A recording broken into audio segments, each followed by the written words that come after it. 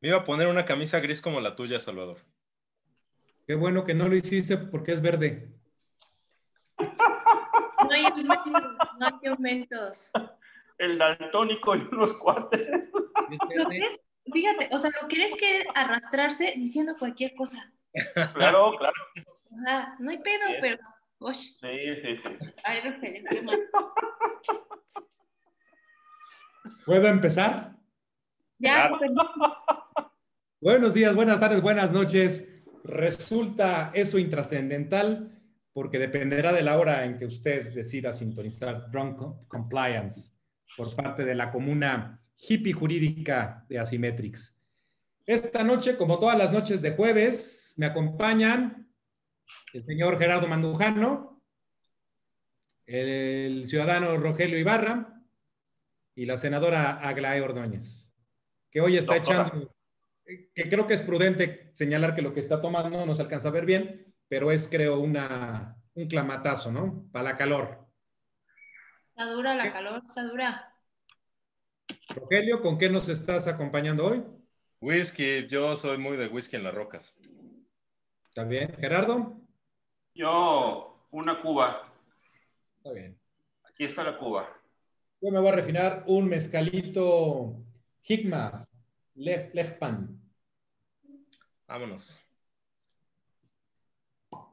Ah, perro. Hasta acá se oyó el descorche. Ah, ¿seguimos hablando de comida? Seguimos hablando de mezcal, ¿verdad? Está bien. Bueno, hoy tenemos dos temas. Bueno, estamos grabando un poquito fuera de nuestros horarios, pero todo sea por la educación de Rogelio. Gracias. Vamos a tocar dos temas hoy, sensibles ambos los dos. Primero, la sentencia condenatoria versus Miss Money, y porque generó muchísimo ruido los años que le dieron de cárcel. El segundo tema va a ser lo relativo a la muerte de los fideicomisos. Así las cosas, pues, no sé, Aglaé, ¿qué te parece si empezamos tú y yo? A ver, Miss Money, ¿recibió cuántos años? 31. 31 años. 27 por 31. No, son 27 por homicidio culposo y 4 años por la parte de dirección responsable de obra. Bueno, Ajá. ahorita vamos al detalle, pero nada más regálame ese dato. Le dieron más o menos 31 años. Sí, se supone que son 31 años. Yo no entiendo, Aglaé, y también le paso al resto de la banda, les paso mi duda. Yo no entiendo, más bien, entiendo que lo que los familiares querían era verla en una hoguera, querían verla colgada afuera del colegio y pues, perdón, ¿cómo no pensar así? Pero pues la ley es la ley, ¿no? Pero el haber armado un jaleo por esos 30 años, pues perdón, creo que la señora debe de andar en sus 50, ¿no? Yo le calculo. 50 más 30 cuando salga, y si mal no recuerdo, Rogelio lo comentó el otro día, ¿con qué proceso de readaptación? Con ninguno, creo que fuiste tú, Rogelio. Sí. Entonces, el día que Miss Money salga de la cárcel, pues, muy posiblemente va a salir rondando los 80 años, si es que no tiene un beneficio de preliberación. Pero es lo mismo, una persona de 70, 80 años, pues, prácticamente ya está a nada de dar otro paso, ¿no? Entonces, Aglaé, ¿tú qué opinas de esa sentencia? ¿Hubo justicia? ¿No hubo justicia? No cites a Hans Kelsen, por favor. No, ya. No estamos para mamonería. No, pues, digo, yo creo que en un tema tan sensible como lo fue el Repsamen no podemos hablar si hay justicia o no. Me parece que desde un principio no hubo justicia, ¿no? El tema siempre se trató con opacidad, no alcanzó a ningún funcionario de la delegación, digo, la exdelegada la vemos hoy como jefa de gobierno de la Ciudad de México, entonces me parece que Sí cayeron sería... algunos. ¿Mandé? ¿Le dio la licencia? Sí cayó. ¿Le dieron que? Es que no escuché. Si hubo personal de la delegación, creo que sí llegó a la cárcel, el que daba el responsable de obra, creo. Pero sí cayó. No sé, no sé, pero bueno. No, yo ayer estaba leyendo Según yo varios estaba comunicados que sacaron los abogados de las familias que estaban representando, y a mí, bueno, al menos ellos en el lapso de tiempo que habían estado recopilando la información, no parecía que hubieran caído funcionarios de la delegación. Bueno, entonces, okay, avanza entonces.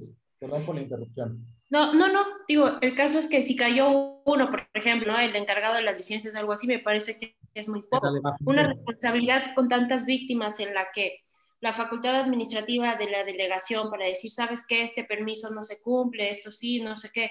Y ya se sabía desde un principio que notoriamente se estaban violando ya ni siquiera se supone una resolución administrativa que les había dicho que no solo no debían de continuar, sino que eso se tenía que clausurar. No lo hicieron. Entonces, ¿dónde está esa responsabilidad? Ahorita me parece que señalar solo a Miss Money como la única culpable no es una cuestión que nos acerque a la justicia. Simplemente es, pues alguien ya la tiene que pagar.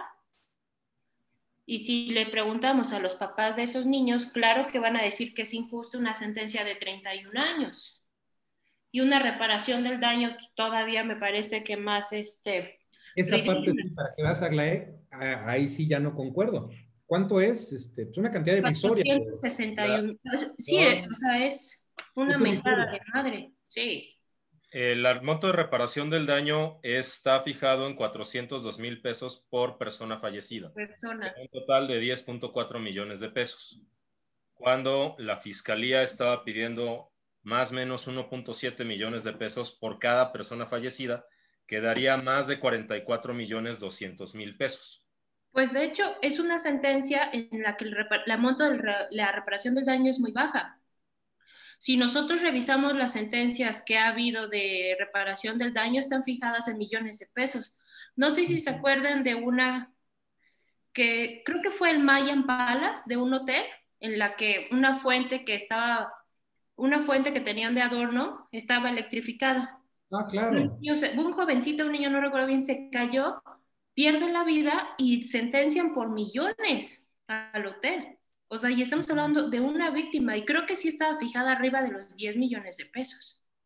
Entonces, digo, creo que la cantidad de años de prisión, no podemos hablar de si hay justicia o no, pero la reparación del daño sí se me hace una mentada de madre. Y bueno, la otra cosa que se me hace una mentada de madre es que no existan más funcionarios relacionados con una responsabilidad penal por todas las omisiones que se cometieron, ¿no? Creo que es una tragedia que se pudo haber evitado, obviamente no a través del sismo, sino con el cumplimiento de la ley en torno a las licencias para esas construcciones. Pero bueno. A ver, Agle, nada más, déjame hacerte una última pregunta para cederle el micrófono a Rogelio y a Gerardo. ¿Te acuerdas que en el drunk compliance previo estábamos discutiendo sobre las posibles implicaciones legales para el subsecretario Gatell?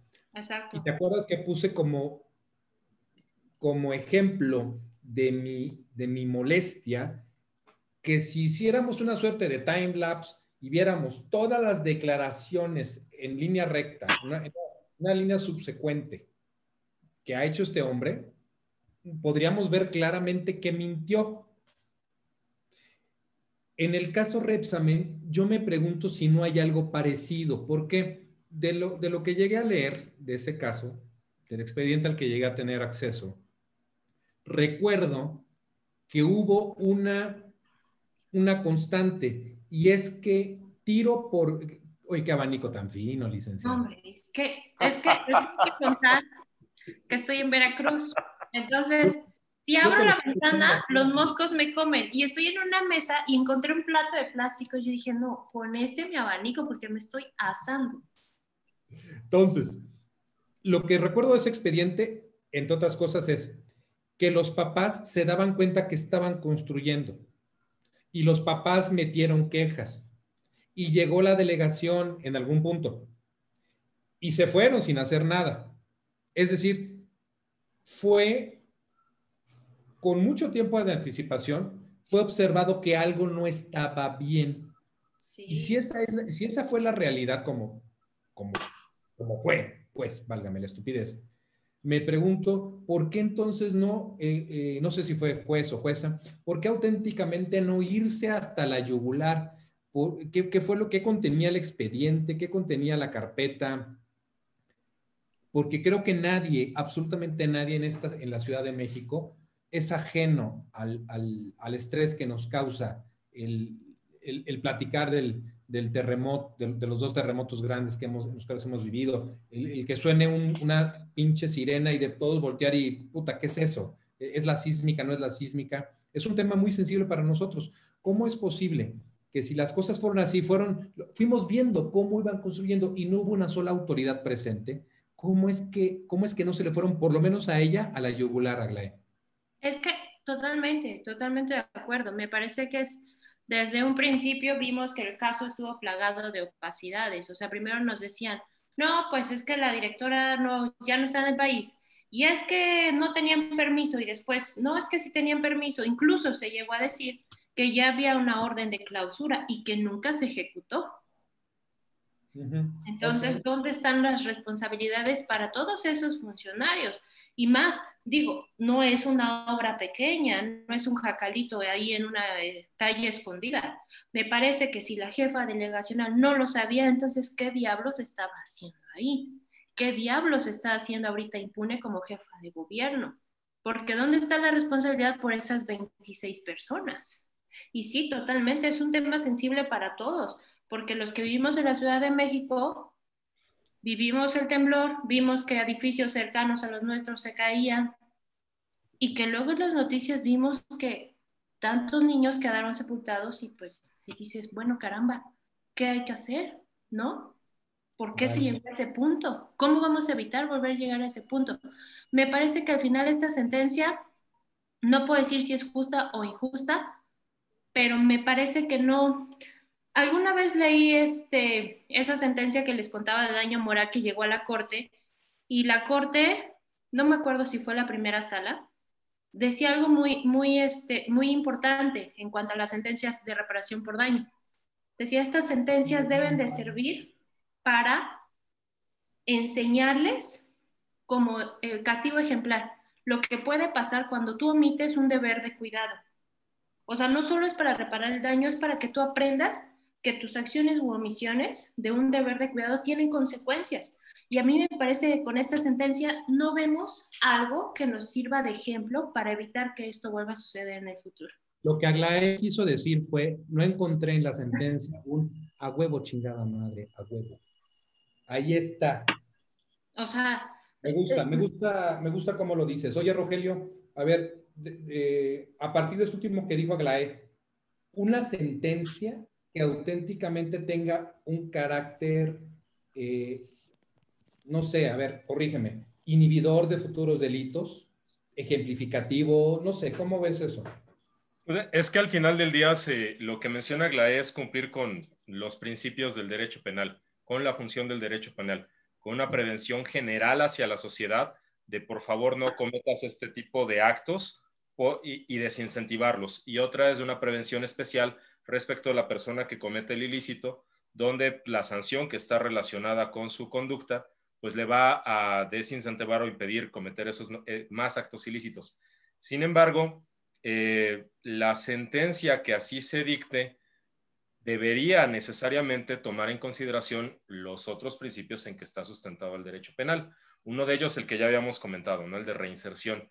O sea, el comunicado que dieron a conocer los asesores jurídicos de las víctimas señalaban que estaban pidiendo una pena de 130 años de prisión para una mujer de 50 años.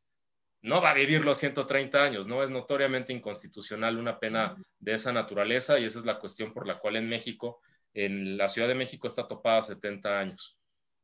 Yo creo que como lo está señalando Aglaé en la parte de decir una sentencia donde diga para que veas esta parte de que se tienen que observar y cumplir las reglas, nos llevaría un poquito a desligarlo de cuál es la verdadera acción que cometió Miss Moni, que cometió la profesora del Repsamen. Aquí vamos por partes y vamos a tomar lo que tú decías del timelapse. Estamos hablando de una construcción no permitida de la que ya se tenía conocimiento en la que se debieron haber denunciado esas irregularidades, se debió haber llevado un procedimiento en sede administrativa a partir del cual se pudiera establecer, y perdón que vuelva a lo mismo que dije en el drunk pasado, en el tema de López-Gatell, cuál es el riesgo que se generó, cuál es el riesgo que se creó y quién lo creó, sin dejar de advertir que lo que está señalando la Fiscalía como acusación de Mismoni es un homicidio culposo, no es un homicidio doloso. O sea, estamos hablando de que bajo la idea de la Fiscalía, Mismoni no previó, siendo previsible, el daño que se pudo haber causado, o confió en que no se iba a producir el resultado. Y es muy necesario hacer referencia a esto, porque en todos los homicidios, bueno, más bien en todos los delitos culposos, hay una atenuación de la sanción hasta en una cuarta parte de la pena. O sea, si nosotros vamos, no es lo mismo el que Mismoni haya dicho voy a agarrar a un niño y lo voy a degollar, perdón que suene tan fuerte, a que esté acusada por un homicidio culposo. En este sentido, yo digo que deberías explicar rápidamente la diferencia entre un homicidio doloso y un homicidio culposo. Rápidamente, la diferencia entre dolo y culpa es muy sencilla. El dolo es yo conozco que mi conducta va a estar prohibida y yo quiero que mi conducta tenga como resultado lo que la misma ley me prohíbe.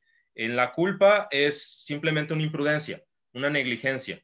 En la culpa, pues yo creo que lo que va a suceder no va a pasar. Un ejemplo muy básico, veo el semáforo en amarillo y me lo aviento, me lo cruzo, confiando en que ningún otro coche va a pasar o confiando en que si llega a pasar algún otro coche, o yo ya crucé o cruza el primero y yo después.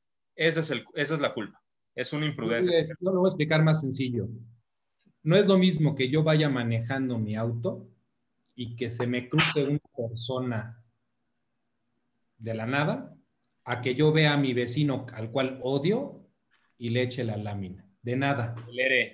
De nada. No es lo mismo a yo me la quería coger a me la cogí porque me pasé de tragos y entonces me perdí. Hay una intención. Pero bueno, eso ya, a ver, voy a retomar. El tema es, en los delitos que son culposos, en aquellos delitos que son por imprudencia, por negligencia, hay una atenuación de la sanción, porque se entiende que ni te la querías coger, ni querías matar a tu vecino, ¿no? Se entiende que elegantes somos, ¿eh? ¿Se considera usted fino y elegante? Sí, chingada madre. Sí, claro. Si nosotros vemos las declaraciones que ha señalado la Fiscalía está diciendo que quedó demostrado que la mujer no respetó las normas de construcción, que tenía pleno conocimiento de que su conducta estaba prohibida, que puso en riesgo a toda la comunidad educativa. Pues perdón, pero a mí me parece que la apelación de la Fiscalía va más por un homicidio doloso que por un homicidio culposo. Y en esta parte de culpa hay que señalar algo. Así como dijimos el ejemplo de yo voy manejando el coche y acelero para matar a alguien, hay una acción y hay un resultado, o hay una acción y hay una consecuencia. Y esa atribución entre la acción y la consecuencia es el núcleo de la responsabilidad penal. En ese sentido, ¿cuál fue la acción u omisión que de manera dolosa o culposa, en este caso culposa, hizo Mismoni o dejó de hacer Mismoni para tener ese resultado? Hay una cadena de hechos, que es como decía Salvador, y en esa cadena de hechos están involucradas muchas otras personas, las cuales tendrán que responder en la misma medida de su culpabilidad. No puede exceder. No porque esta sentencia ya esté ahí, ahí se queda, va a ser recurrida por la Fiscalía. Así es. Y dos, no es la única, todos los demás que estén ahí involucrados sigan su proceso. Así es, por supuesto.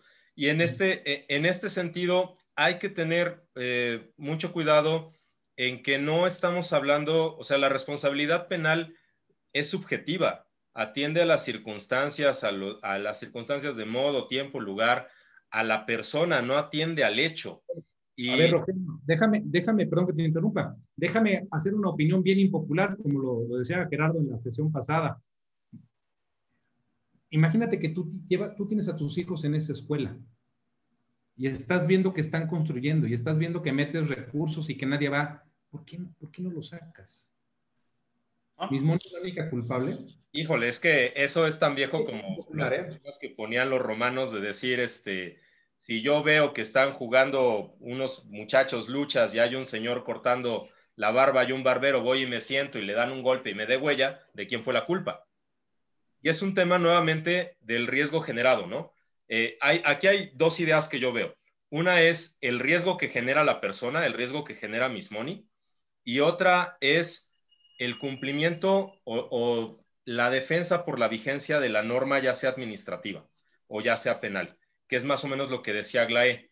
Es decir, si todos sabemos que se tenía que cumplir ese reglamento de construcción, el derecho tendría que sancionar por el hecho, ojo, no por la conducta, por el hecho de que no se cumplió o no se observó que se haya cumplido con el reglamento de construcción o por la conducta de la persona.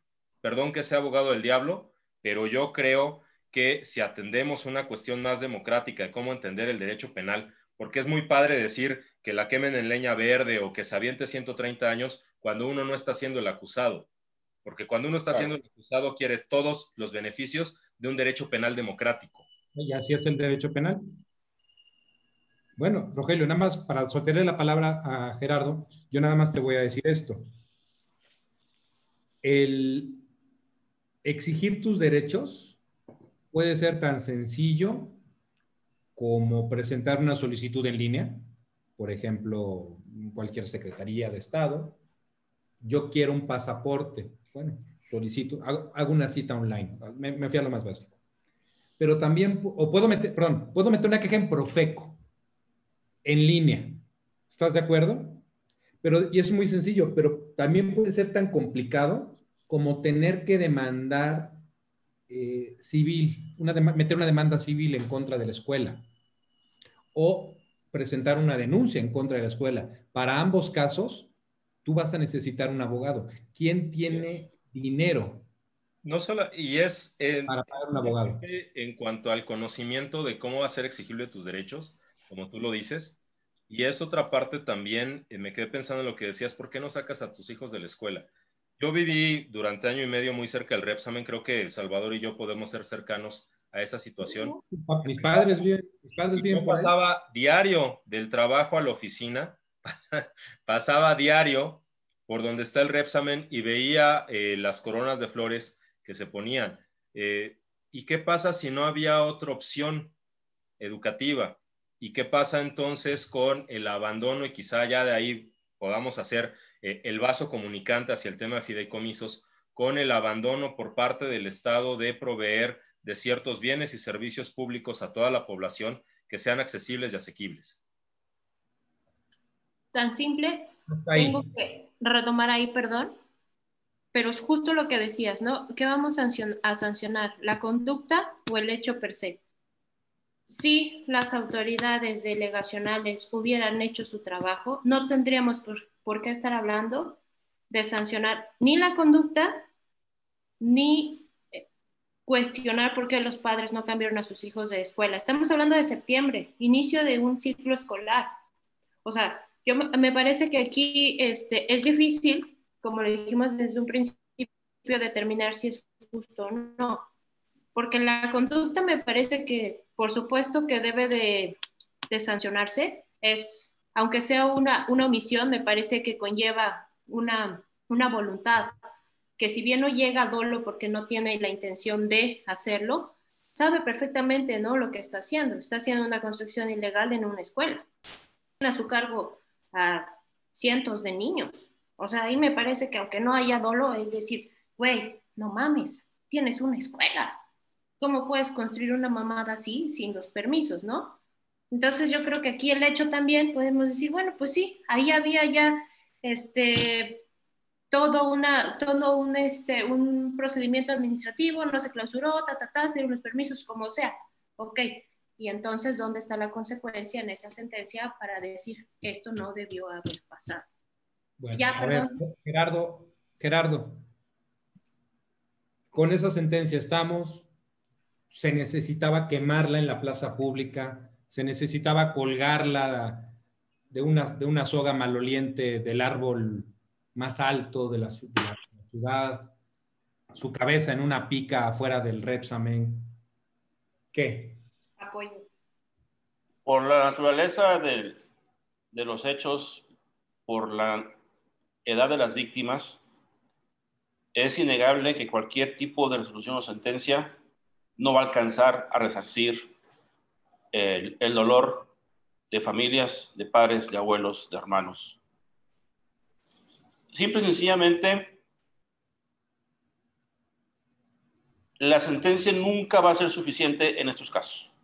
Y tampoco lo mucho o poco o demasiado que se dé o que se ordene pagar como reparación del daño. Porque se perdió una vida humana, se perdieron vidas humanas de inocentes. Y finalmente eso no lo pagas con sentencia, ni con muchos años de cárcel, ni con que te queden en la hoguera, o sea, nada. O sea, realmente ningún tipo de castigo va a ser suficiente para satisfacer o para quitar el dolor de familias, de padres. Así de sencillo. Llama la atención aquí el hecho, como ya lo dijeron Aglaé y Roger, pues de que, pues sí, yo ya metí a la cárcel a Miss Mónica y ya con eso ya hice justicia. Y pues siendo un poco arbitrario o siendo un poco extremista, ¿por qué no comparamos este asunto pues, con Ayotzinapa, con la guardería ABC, donde la hipocresía izquierdista pedía la cabeza de Peña Nieto y pedía la cabeza de Bush y pedía la cabeza de Blanca Zavala y de Calderón y lo siguen haciendo hasta la fecha, ¿no? Por aquí nunca los vi pidiendo la cabeza de la hoy regente aquí de la Ciudad de México. Jefa de gobierno. Regente, porque obedece al presidente.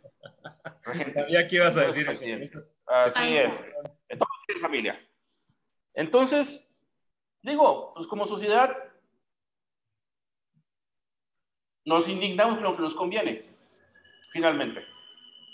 Y no digo que la indignación de los familiares y de mucha parte de la sociedad sea válida, claro que lo es, y es justo el reclamo, como lo decía la semana pasada, el enojo popular actual es muy válido y muy entendible y muy justificable, nada más que como no es el enojo de las masas que pastorea quien vive en Palacio Nacional, pues no tiene validez, ¿verdad? O sea, al final de cuentas ese enojo no es el que sirve, sirve el otro, el que teníamos hasta antes de las elecciones de 2018. Entonces, sinceramente, es un tema que a mí sí, junto con el de la guardería ABC, pues sí dices, caray, chingado, o sea, no se vale. No se vale y el castigo está cojo porque falta gente de ser castigada, faltan funcionarios públicos irresponsables y cínicos de ser castigados. O sea, no basta con que metas al bote a Miss Money. Ahí falta mucha gente y dentro de esa gente falta a quien ya mencionamos ahorita. Entonces, bueno, al final de cuentas, vamos, es un tema demasiado triste por cómo se sucedió en la fecha en que sucedió, en el evento en que sucedió, con lo que hubo alrededor de todos también. No olvidemos lo del fideicomiso para ayudar a las víctimas, no olvidemos la farsa que se montó de la niña que estaba ahí supuestamente atrapada, que no salvaron, que luego no existió. O sea, fueron muchas cosas y todo eso lastima y lastima profundamente. Y por esa razón yo insisto, ninguna sentencia va a ser suficiente para poder decir quedo tranquilo, mi conciencia como papá, mi satisfacción es suficiente. No, nunca lo va a hacer. No hay manera que papá, como sociedad tampoco. No hay manera que un papá diga... No, jamás. Estamos en paz. Nunca, ahí, nunca. Un último comentario. Yo creo que el sismo de 2017 es una herida abierta en donde se requiere, en donde en primer lugar nos dimos cuenta que la corrupción mata, nos dimos cuenta que no fue privativo de una alcaldía, de una delegación, que en todas fueron omitidos permisos de construcción de manera irregular y en todas hay procesos pendientes de gente que no tenía por qué haber fallecido si se hubieran respetado las normas de construcción. Cada quien hubiera hecho lo que le correspondía. Así es. Es una de las tantas, que es una de las derivantes de la definición de justicia, ¿no?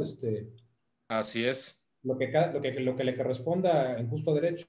Y en esta parte, insistir nuevamente en lo que ya dijimos en la ocasión anterior, o sea, sí es los funcionarios, por supuesto, sí es los procedimientos administrativos que deriven o penales que deriven en sanciones o en prisión para los funcionarios involucrados, pero también, como decían en Ayotzinapa, también fue el Estado. También hay una responsabilidad objetiva por una actividad administrativa totalmente irregular. También hay una cadena de corrupción respecto de la cual se requiere investigar y sancionar a los responsables. Ok. En Bueno, efecto. digo, si no tienen otro comentario ahí. No, ya me pusieron bien triste con este tema. Madre. A ver, Aglaé. Qué pinche Mandujano, te rifaste machine, como que estuviste pensando bien qué decir. Dije, a huevo, perro, bien. As usual, my dear. Un brindis. Oh, sí. Un brindis. Por los que ya no están. No, Aglaé, los que vivimos, los chilangos que vivimos este terremoto, los que anduvimos ahí rescatando gente desde las piedras, en el medio de las piedras, no podemos. Y que los que están y tuvieron la culpa de tantas muertes, que chinguen a su madre, pero una y mil veces. Las constructoras.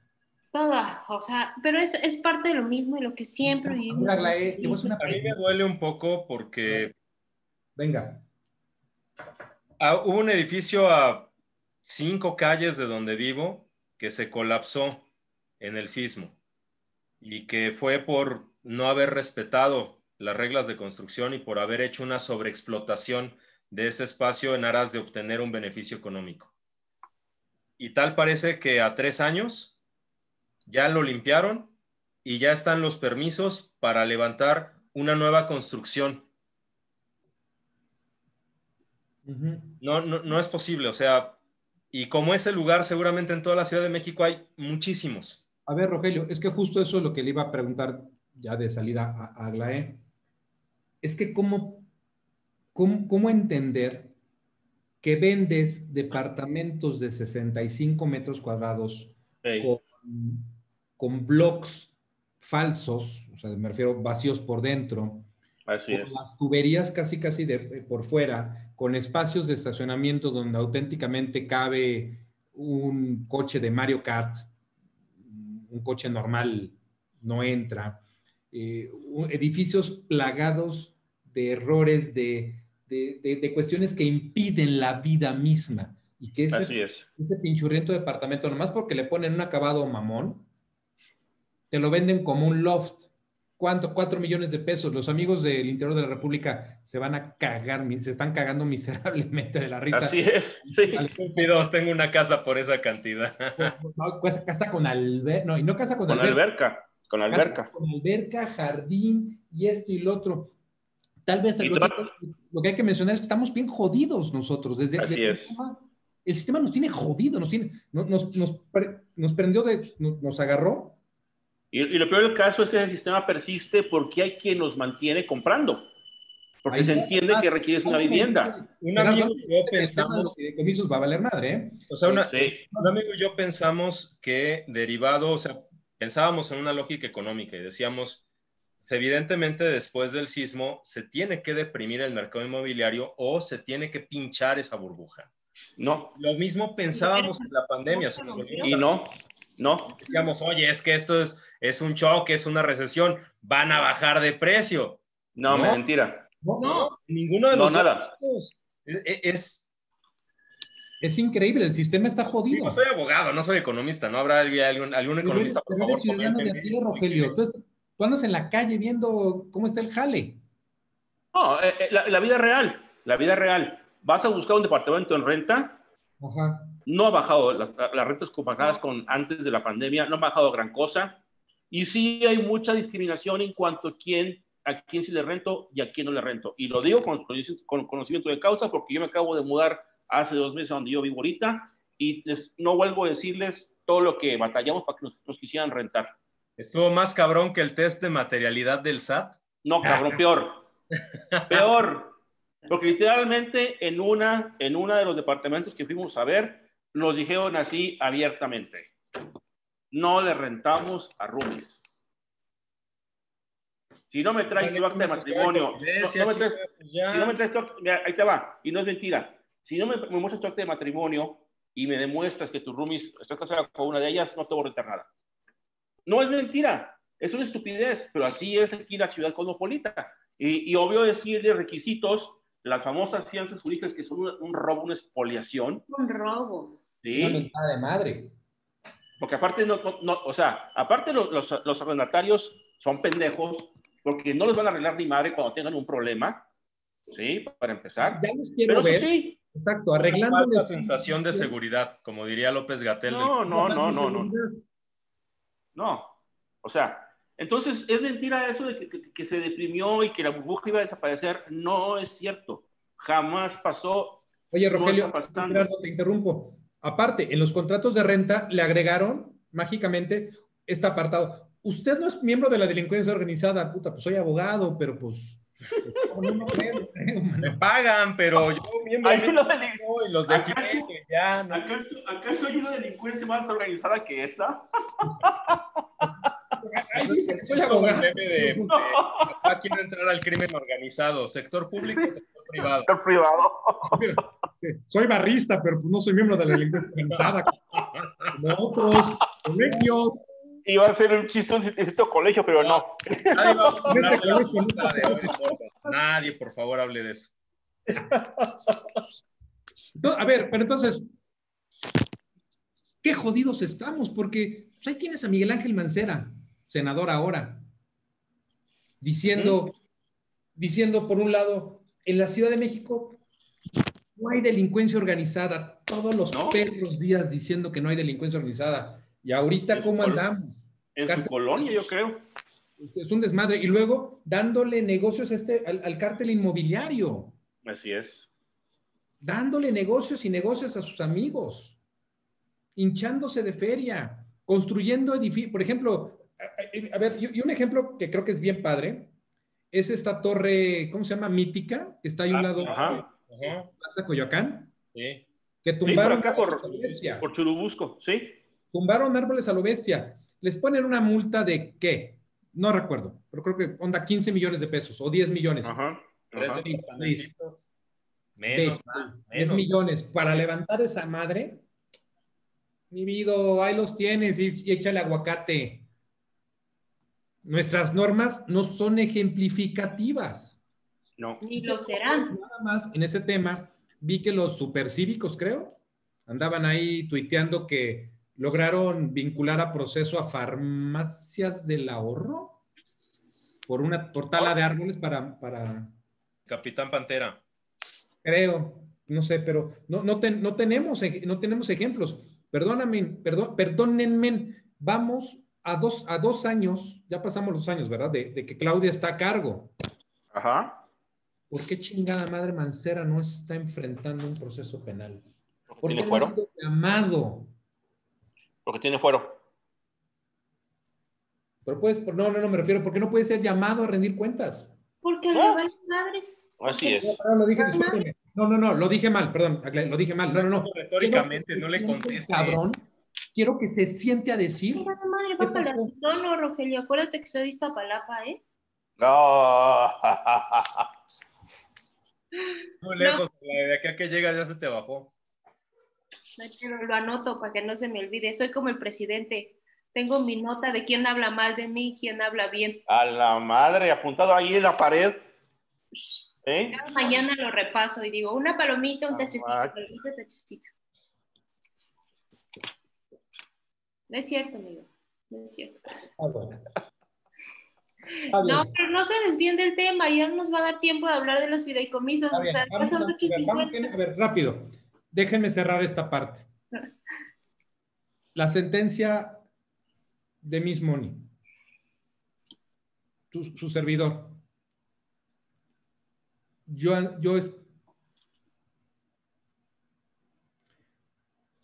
estuve intentando salvar a la familia Lanz. Sí, sí me acuerdo.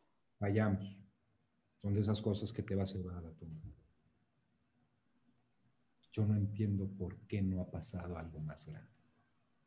1, 2. Me acordé de una anécdota, supuestamente, de El Negro Durazo. Un tipo viola y creo que mata a una niña, creo.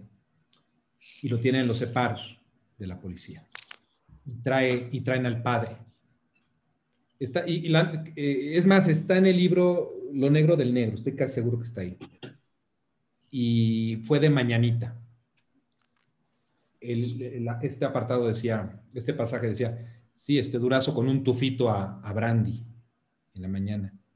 Llevó al padre a los separos, vio al violador o asesino de la hija y le puso una pistola en las manos al padre. Órale, haz justicia. El padre no pudo. A ratos yo no sé, amigos míos, yo no sé qué es justicia. Punto. En fin, cambio de tema. Fideicomisos. Rogelio, ¿qué onda? Gracias. A ver, fideicomisos es un tema sumamente complicado. Fideicomisos parte de una mala percepción pública, parte de no saber qué es un fideicomiso y creer en la narrativa del poder o en la narrativa del grupo parlamentario mayoritario de que el fideicomiso siempre se utiliza o para evadir impuestos o se utiliza para desviar recursos públicos o se utiliza para cualquier fin perverso. Sin embargo, en el materia hay que distinguir entre un fideicomiso cualquiera, un fideicomiso en donde yo quiero que mi hijo estudie en la universidad o pueda tener una disposición del dinero una vez que cumpla 18 y entonces empiezo a poquinarle desde que nace cada mes lo que me va cayendo, a un fideicomiso que se beneficie de un interés compuesto, de una reinversión, de ir acrecentando un poquito ese patrimonio y de que solamente pueda disponer de él o para estudiar la universidad o para emprender un negocio una vez que tenga 18, a un fideicomiso público. Un fideicomiso público no tiene esas reglas en materia de privacidad de datos que sí tiene un fideicomiso privado. Un fideicomiso público es otra cosa. Requiere tener un órgano técnico. En ese órgano técnico, en algunos fideicomisos está un asiento para la Secretaría de la Función Pública, en algunos otros está para la Secretaría de Hacienda. Tienen reglas de operación y tienen, al igual que en este otro fideicomiso, en el ejemplo que puse, un propósito específico. Y ese propósito puede ser ciencia, educación, cultura, protección a periodistas, protección a víctimas, deporte. Tenemos funcionarias de este actual gobierno que han sido beneficiadas anteriormente por esos fideicomisos, como la directora de CONACYT o como la directora, no sé cuál sea el nombre del puesto, de CONADE. Y en estos fideicomisos es muy poco el dinero que está. El propio secretario de Hacienda, Arturo Herrera, dijo el 95.5% del presupuesto 2019 se ejerció normalmente vía presupuestal y lo que resta se ejerció vía fideicomisos. ¿Cuál es la ventaja del fideicomiso? Te permite tener una planeación plurianual desligada de la negociación política del presupuesto, desligada de una asignación año por año. Te permite reinvertir los recursos que se generan por las propias entidades y te permite tener un vehículo financiero para atender aquellas necesidades del Estado en donde tal vez si en un año no se puede, no te preocupes porque hay un fondo constituido. Ejemplos de fideicomisos está, yo creo que el Fonden. A mí me parece que es grave lo que está sucediendo. Mucho de lo que está sucediendo, o sea, yo no estoy diciendo que los fideicomisos sean pulcros y santos, creo que es un vehículo financiero que tiene sus ventajas. Rogelio, y para ejemplificar, ahí tienes el mal uso del fideicomiso por los demás. Ese es un ejemplo de un fideicomiso privado, no de un fideicomiso público. Así fue privado o público, efectivamente. Entonces, el fideicomiso público trae otras reglas, y sí es cierto, la secretaria de la Función Pública, doña Irma Heréndira, publicó un artículo por allá del 2007 donde decía que los fideicomisos eran muy opacos y que los fideicomisos se prestaban a malos manejos. Es cierto, pero en 2015 hubo reformas a la Ley General de Transparencia, en 2019 se expidió la Ley Federal de Austeridad Republicana, donde se establecían mayores medidas de transparencia, candados, reglas específicas para fideicomisos públicos y donde, muy importante, no estaban estableciendo esta eliminación a rajatabla de los fideicomisos. Nosotros como staff de Asymmetrics tenemos publicado un artículo en el blog donde señalamos que en materia de fideicomisos allá por abril del 2020, que ya suena muy lejano, cuando el presidente hizo el decreto de extinción, señalábamos que la cuarta transformación seguía la misma lógica que ha seguido para todos aquellos temas que le resultan complicados. En primer lugar, excusarse en el tema de que hay corrupción. Y en segundo lugar, cerrar la llave. No importa que sea el nuevo aeropuerto internacional de México, o que sea el Huachicol, o que sea la compensación universal, o que sea la condonación de impuestos, o la adjudicación directa, o los medicamentos, todo ha sido lo mismo. Pretextar que hay corrupción y cerrar la llave. Y en ese sentido están igual los fideicomisos. Lo que se está buscando es una concentración de recursos públicos que actualmente tienen unas reglas, tienen un comité que define cuál es el destino y tiene un destino específico, a concentrarlos en la tesorería y ponerlos a disposición del presidente, como lo dijo en ese decreto de extinción de fideicomisos para los programas sociales. ¿Por qué no? No son clientelares, ¿no? Por supuesto. Está demostrada su eficacia por Coneval. Coneval ha dicho, y estoy siendo sarcástico para los que no me entiendan, Coneval ha dicho que son muy buenos programas sociales. O para Pemex, que al final del día no reporta pérdidas, ¿no? O para que al final del día sea una empresa totalmente rentable. O para la reactivación económica, que mucho de esto ha sido provocado no por el COVID, sino ha sido provocado por la misma acción del gobierno. Yo lo que quiero señalar es hacer eco de lo mismo que han dicho muchas organizaciones. Es inconcebible que en un tema tan complicado, el dictamen que salió de Cámara de Diputados sea tan escueto en las razones por las cuales se deben de extinguir estos fideicomisos. Las iniciativas respecto de las cuales se hace este dictamen señalaban 44 fideicomisos. En los parlamentos abiertos que se abrieron, y perdón, no fueron parlamentos abiertos, fueron un micrófono abierto, simplemente. Es una válvula de escape para expresar las inconformidades, pero no fue tomado nada en cuenta, más allá de las consideraciones del dictamen. En esos parlamentos abiertos se justificó la existencia de 39 fideicomisos, y en el dictamen están extinguiendo 109 fideicomisos. Es una medida claramente desproporcional. Gerardo. Híjole. Para empezar, los fideicomisos son un contrato. Y cuando interviene, en el caso de nuestro país, dinero público, el fiduciario es una entidad pública también. Es decir, hasta donde tengo conocimiento, todos los fideicomisos públicos, ninguno de ellos está radicado en algún banco privado. Están en la banca de desarrollo pública. Una Finsa, Banobras, cosas por el estilo.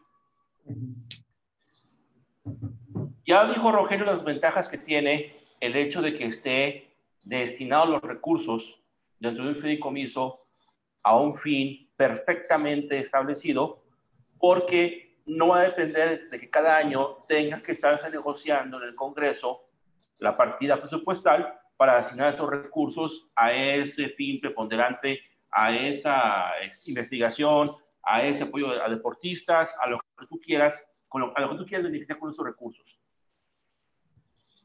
Por ser un contrato, la extinción del fideicomiso tiene reglas específicas. No basta con que digas, ya no hay fideicomisos, se acabó la corrupción. No, debe liquidarse. Y mi pregunta aquí es, ¿qué va a pasar con todo ese dinero? ¿A dónde se va a ir? ¿A dónde se va a concentrar? Y a la disposición de quién va a quedar la asignación de esos recursos.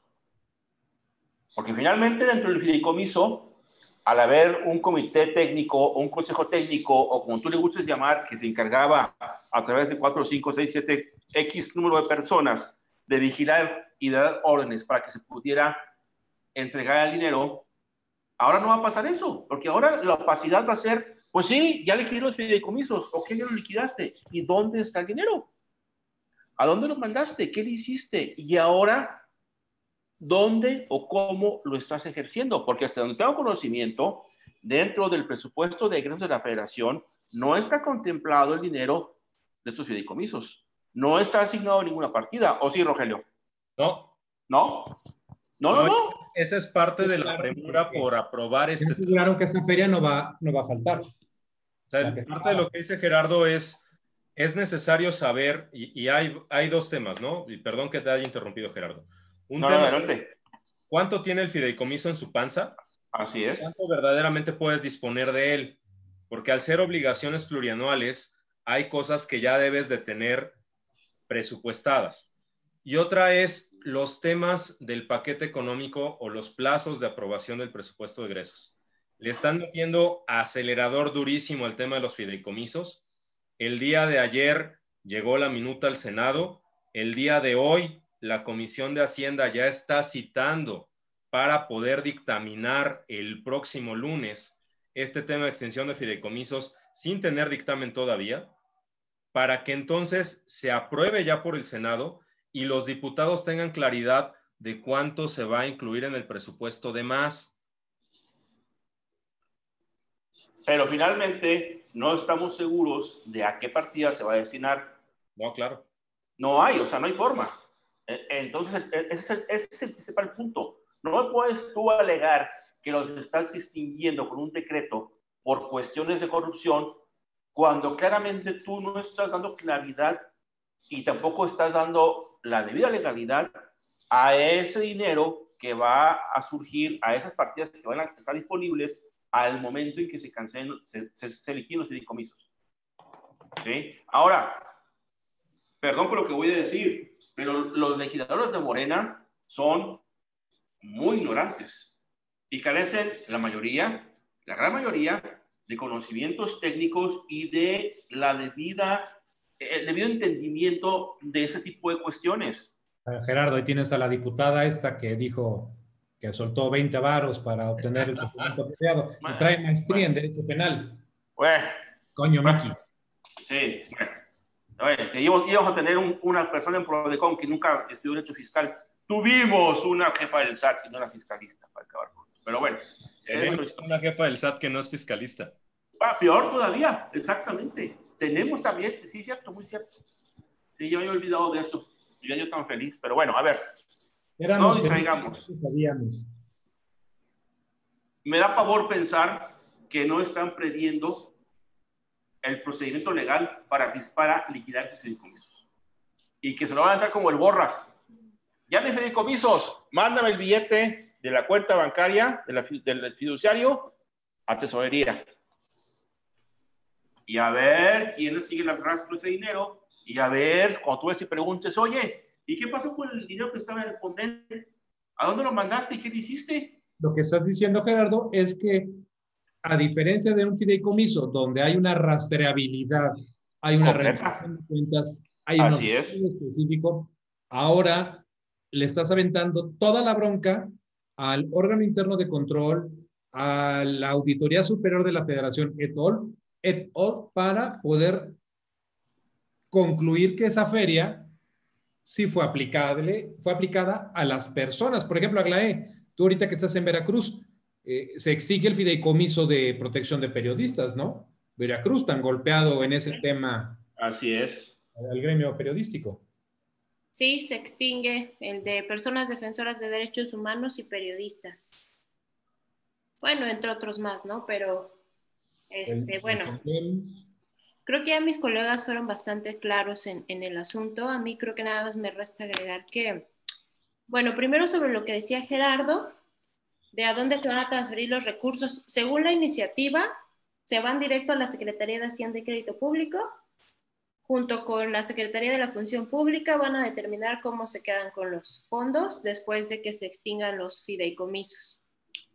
Segundo, igual lo que decía Gerardo, pues aquí en los transitorios de la iniciativa, bueno, del decreto ya nada más viene que un plazo de gracia para que se den a conocer las reglas de cómo se van a extinguir los fideicomisos, o sea, vamos a ver cómo lo hacen. Todavía se lo van a sacar de las mangas. Otra cosa que me llama la atención de esta iniciativa, a diferencia, no sé si se acuerdan que en abril habían sacado ya un decreto en el que se extinguían los fideicomisos que no tuvieran una estructura, no recuerdo qué. Bueno, en ese se había señalado que era por corrupción y no sé qué. En esta, la exposición de motivos, precisamente el pretexto es la pandemia de COVID-19. Se señala que la extinción de estos fideicomisos va a ser para contar con recursos suficientes por parte del gobierno federal para enfrentar la crisis derivada del impacto mayúsculo de la pandemia. Entonces, grosso modo, ¿qué nos están extinguiendo? Bueno, fideicomisos relacionados con ciencia, tecnología, deporte, el de cinematografía, el de protección. Los que apoyaron tanto al señor presidente. Sí, bueno. Pero mira, o sea, por ejemplo, vemos, digo, esto va a sonar personal, pero pues a mí qué, ¿no? Nomás me caga su hipocresía de este muchachito Tenoch Huerta. Que Primero es, copa. o sea, híjole, es que qué tipo tan nefasto, de verdad. Es una constante rémora del sistema y siempre está hablando mal del sistema. O sea, Cuando ha mamado del sistema. vive de él, ¿no? Entonces ahorita, mira, al final eso no hay ningún problema. A mí me parece que el área de ciencia y tecnología se va a ver muy golpeada. Recordemos cómo funcionaban esos fideicomisos. O sea, ese fideicomiso estaban a cargo de los centros de investigación. Los centros de investigación administraban el fideicomiso, podían reinvertir lo que se generara de los proyectos y ellos destinaban ese dinero. Entonces, ahorita al quitar esos fideicomisos, se pone en perspectiva e incluso en peligro muchas investigaciones, no solo a nivel nacional, sino a nivel internacional, porque muchos están señalando, muchas autoridades, no, es que no se les quitan los recursos, se les quita el fideicomiso. Ojo, claro que se les van a quitar recursos. En el fideicomiso teníamos trazado cuál era el plan de ese dinero. Al quitar los fondos de los fideicomisos, ¿qué es lo que hacemos? Un uso discrecional del dinero. El hecho de que tú tenías algo para ahorita no te garantiza que lo vas a tener a un futuro. Entonces me parece que aquí otra vez tenemos una dinámica en la que el discurso es el que está motivando las acciones. Nos dice, es que había corrupción, había opacidad. Vale, ¿dónde están los datos claros? ¿Dónde me demostraste que eran opacos? ¿Dónde están esos actos de corrupción? Porque igual vemos la exposición de motivos, no hay razón. Mencióname dónde estuvo el caso real y concreto que te lleva a afirmar que son usados para corrupción. Bueno, y es más, son tan tontos, son tan simplones. Me recuerda esta frase: la guerra es demasiado importante como para dejarla en manos de civiles, ¿no? Las leyes son demasiado importantes como para dejarlas en manos de los diputados. ¿Quieres hablar de fideicomisos públicos? Ya lo decía Gerardo. ¿Quieres hablar de fideicomisos públicos malos, malandros? Aduanas 1 y aduanas 2. Eso sí. Eso sí, esos eran para gente de jale. No, bueno, también hay que hacer referencia, yo creo, obligada a la primera plana de reforma de hoy y los fideicomisos del ejército, apá. Esos son públicos, pero esos son buenos, eso es pueblo uniformado, son los encargados de la reconstrucción del país y de las magnas obras de este gobierno. Ahorita es un gremio consentidísimo. Yo no sé qué tanto acusaban a Calderón de que hasta se pone uniforme militar, cuando ahorita vemos el uso de la milicia, pero para todo, hasta para servir pinche sopa en el Palacio Nacional. No, y falta, o sea, viene todavía el tema de Marina Mercante, que ese es un tema que en algún momento, quizá la militarización del país a la sorda, perdón que sea tan coloquial, es algo que debamos abordar posteriormente. A mí, para terminar mis comentarios sobre fideicomisos y abundar un poquito a lo que dijeron mis compañeros, o sea, esta idea de no se pierde el recurso porque el recurso va a estar en presupuesto les da, se pierde la idea de un mecanismo potenciador. Al menos quienes formamos parte de Asymmetrics tenemos claro la importancia de un vehículo financiero. Tenemos claro que si se elimina esto, pues sí, el recurso que es aportado por el Estado va a seguir en el presupuesto, pero el recurso que es autogenerado, ¿qué?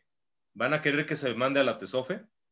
Y los intereses y el costo de oportunidad y todo lo que ya se había desarrollado, ¿qué va a pasar? Hay muchísimas películas, incluidas aquellas que criticaron al poder, hechas por Luis Estrada, protagonizadas por Damián Alcázar, por el diputado constituyente, que no iba a las sesiones de la Asamblea Constituyente, que fueron financiadas por este mecanismo. Y lo que estamos ahorita viendo es, una vez más, el ataque del bombero pirómano, el Fahrenheit 451.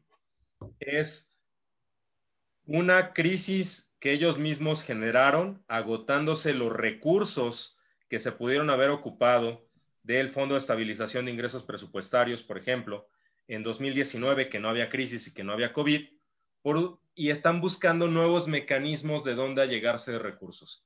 Lo dijimos en el blog de Asymmetrics, dijimos que este era un plan de cash out del gobierno, de ordeñar, de romper el cochinito, de ordeñar lo que se tenía y de, pues, de lo perdido. De mi senadora no vas a estar. Oigan, a ver, espérense. Marcelo Ebrard está tuiteando que el embajador Christopher Landó le ha informado que el ex secretario de la Defensa Nacional, Salvador Cienfuegos Cepeda, fue detenido en el aeropuerto de Los Ángeles, California. Lo estoy viendo en este instante. Madres. Madres. ¿Sí? El exsecretario Salvador Cienfuegos, detenido en Estados Unidos. Así es. Ladies and gentlemen. Híjole. Híjole. ¿Alguna opinión? Quitarrisas. ¡A la madre! Sí, el quitarrisas como la NFL. ¿What? No sé si habló García Luna. Pues, o no sé si la tenían guardada. Bueno, nada más acuérdate que él fue de Peña Bebé. Ajá, exactamente. Fue de Peña Bebé. Y nada más acuérdense otro detalle. Lo están deteniendo en Estados Unidos, no en México. Como debe de ser. Sí. Bueno, no sabemos. No, espérame, sí sabemos por qué fue. Sí bueno, a ver, estoy leyendo aquí. Si hubiese sido una tarugada, no pasa mayores. Así es. Que esté siendo notificado por el embajador. Ajá. Es que trae, el taco trae carnita. Bueno. Pero no dice por qué, que todavía no informan de los cargos, dice Marcelito. Bueno. Es que se equivocó el secretario. Si mejor se hubiera ido a París. Oye, según... Yo creo que ahí podemos hacer la broma de... No, tarde. Oye, según esto... La dimensión política, ¿no? Y déjenme hacer nada más el comentario para cerrar el tema de fideicomisos y meternos de volada. En el tema de fideicomisos, este cash out se está haciendo antes de año electoral. Así es. Y se está haciendo para esos programas sociales. Vámonos con aguacate. Así es. Las becas no son gratis. Y ahora, esto que está anunciando Marcelo le cae como anillo al dedo, para citar al clásico, en la sucesión de Morena. La sucesión de Morena y el apoyo a quien es el candidato afín al canciller de México va a permitir fincar las aspiraciones políticas del canciller de México para 2024. El próximo presidente de México. Y recuerden que este domingo hay elecciones en Coahuila y en Hidalgo. ¿Cómo va eso en tu tierra? Que Morena salía, ya les dije, se va a quedar un chingo de años. Por supuesto, se queda, por lo menos se queda el sexenio de Ebrard, ¿eh? Sí, sí, huevo, ahí está. No puedes creer que alguien que ya se había ido a París porque la temía, hoy sea el secretario de Relaciones Exteriores. Welcome to México. Cambia la marea, presidente de México, ¿eh? Sin problemas. Pues bueno, ya ni sé qué decir. No, pues es que ya nos pasamos el tiempo de fideicomisos, había muchas cosas que decir. Había muchas cosas, pero porque bueno. Creo que también nos quedamos cortos en el hecho de más o menos explicarles cómo funcionaba el fideicomiso en torno al presupuesto de egresos, porque era importante. Pero pues si no les parece bien, nos armamos otro mini drone compliance otro día de la semana, antes del próximo jueves, y terminamos lo de fideicomisos para no extender el video. Ya sería bueno esperar a ver qué pasa en el Senado. Yo puedo testificar que hay muchas organizaciones que han ido a hacer las protestas y que, a diferencia de lo que pasó en Cámara de Diputados, en el Senado no están dando la apertura de hacer un parlamento abierto y de escucharlos. Entonces, esto, así como la cuarta va, esto va porque va. Y va por un destino y un pretexto específico que ya lo señalamos, ¿no? Bueno, entonces, permítanme cerrar esto de la siguiente manera. están matando los fideicomisos para un plan de cash out. Ajá. Me suena peligrosamente a esa frase que dice, año de Hidalgo, es el año de Hidalgo. Ajá. De algo. Así es. Tan, tan. Los fideicomisos tienen un fin, que es garantizar más o menos la transparencia de los recursos, pero se les puso esa etiqueta de que son malos, lo cual creo que es la constante en esta administración. Exacto. Yo te digo que estás mal, pero no necesito demostrártelo. Hay un querido amigo, me pasó anoche un video. Me pasó un video, está en mi cuenta de Twitter. Recomiéndame con sus amigos, soy nuevo en Twitter. Es el chocodonte. Ahí está descubierto. Es Follow Friday todavía. Es Juan Burgos, ¿no? Es el de los hilos. La buena es ESE Mejía. Subí el video del expresidente Menem, tan muy bueno. Clavado con temas de corrupción. En una entrevista, el expresidente Menem dijo: cuando una persona llega a tu casa, se siente a tu mesa y empieza a hablar y hablar y hablar de la corrupción, de las buenas maneras, de lo ético, en cuanto se vaya tienes que contar las cucharas. Damas y caballeros, esto ha sido Drunk Compliance, un brindis por mis compañeros, por mis amigos, por mis colegas, y a ver si el próximo le pegamos al tema de la militarización. No sé. Salud. Gerardo Mandujano necesita que lo sigan en Twitter. ¿Yo qué? No seas tonto, Gerardo. No es que no te vuelva a hacer esta promoción si no la vas a aprovechar.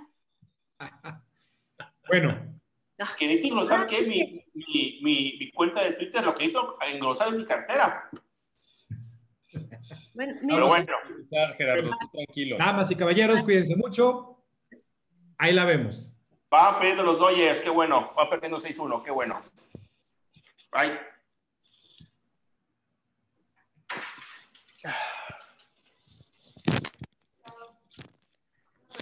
Ya no. Ya está. ¿Podemos dejar de sumir la panza? Ya. ¿Para qué? No.